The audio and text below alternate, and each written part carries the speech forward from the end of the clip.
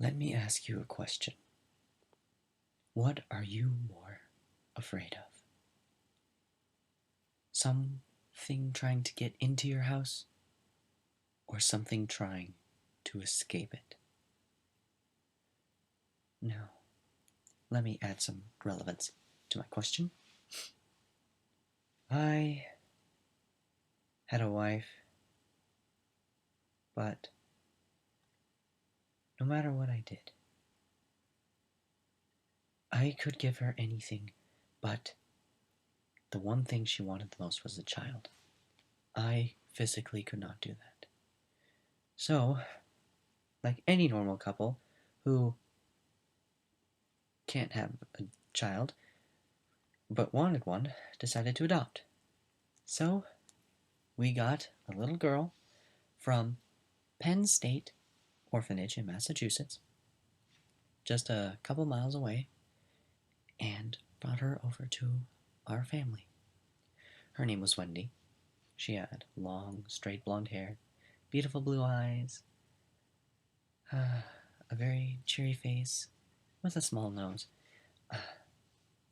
She was in a white dress. That was her dress clothes. Very, very pearly white. That matched her complexion. And the people at the orphanage said that the reason she was an orphan was because her family had gotten in a car crash about 6 years ago. She was 12 at the time, I believe. So I inference it must have happened 6 years ago. We were driving home and having just a wonderful time. But I noticed something. Wendy would look to her right, and she refused to get into the right side of the car when we offered her it. She instead walked around and seated herself on the left. But she looked over to the right and was talking to what seemed to be no one. So I asked her who she was talking to, and she replied, "Oh, no one," and then started giggling. Well, the next few days we were welcoming her home, setting her up in the spare bedroom across from ours, with painting the walls and doing all sorts of things. But we noticed that Wendy would put her hands in the wet paint and put her handprints all over the walls, but something strange was going on. Some of her handprints were too high for her to have reached, and I'm talking even for me. I asked her if she had gotten a ladder or a chair to stand on, but she said no. So I kind of just dismissed the idea of it and continued setting her home. Another weird instance of Wendy doing something abnormal was whenever she would brush her teeth, she would always stand towards the left of the mirror. And she would look into the mirror, but not at her own reflection, but it seemed off towards the right. And I never understood why, but that was how it was every night. She would set her little booster step, if you will. She wasn't the tallest one, so she couldn't reach high over the sink. And she would always set it to the left, and I never understood why. It was never centered or towards the right. It was set to the left. But, that aside, what really drove me over the edge was when 2 weeks had passed since we first gotten Wendy. And I heard my wife say, "Honey, I heard the front door open." I, in my sleep, well, half sleep, kind of shrugged off the idea. And then I heard Wendy's door open. And my wife, who was on her phone at the time, began to call 911 of an intruder. Suddenly, I heard a deep male's voice at the end of the hall scream, "What the fuck are you?" I quickly jolted up out of bed and went down to the hall to see Wendy staring at the barrel of a gun from a man holding a flashlight and a sidearm. Wendy was too far down the hall for me to have grabbed her and throw her into a door or something. There was nothing there. She was just too far away. I couldn't see the man's face because of the blinding light that he was holding at me from his torch, but I could hear it in his voice. He was whimpering, and I could have swore he was crying at the same time. Wendy's shadow casted to the left side of the hall, but I heard footsteps approach the man from the right, closer toward him, but Wendy was frozen. The man just started screaming and fired. He fired every bullet in that pistol. I covered my ears and ducked back into the room, and my wife started screaming and crying for Wendy to come here, and I told her Wendy was dead. That's what I assumed, at least. But the man kept screaming.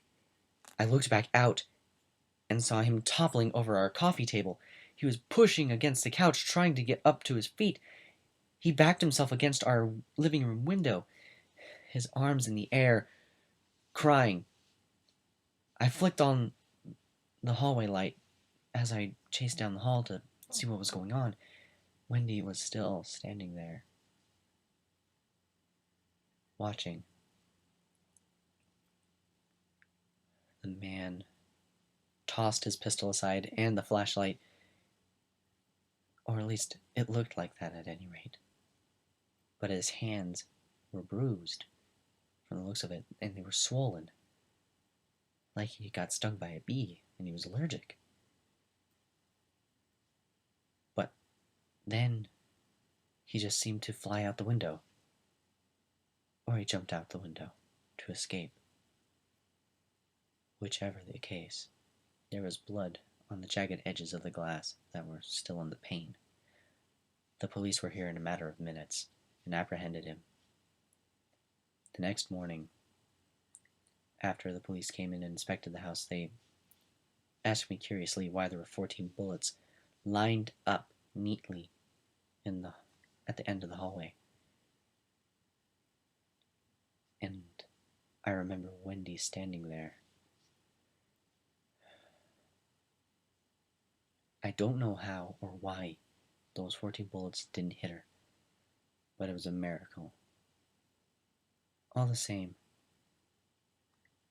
something else was wrong, though. It's not like the bullets just seemed to stop in front of her and line themselves up. Something had to have stopped them. So Officer Heimbaugh, who was in charge of the investigation, told us at the end of the interrogation that they had with the crook who was going to jail for attempted murder, said that he hoped our children were okay. And I looked at him dead in the eye and asked, what children? I only have a single child. Wendy was behind me, along with my wife, who was holding Wendy close. Wendy hadn't spoken a word since the ordeal. The man, Heimbaugh, looked back to me and said, well, the crook said that there were 2 little girls, one with long blonde hair, the other with the same long blonde hair. They were in white dresses. They all looked like nightgowns, but one had blue eyes and the other had red ones. I take it this is the one with blue eyes. I looked back to Wendy, who was away from my wife and was talking over towards the right side again. And finally, I just had to ask, Wendy, who are you talking to? She looked up at me and said, my sister Mary. She's my twin. And she didn't like the man who came to visit us last night, so she threw him out the window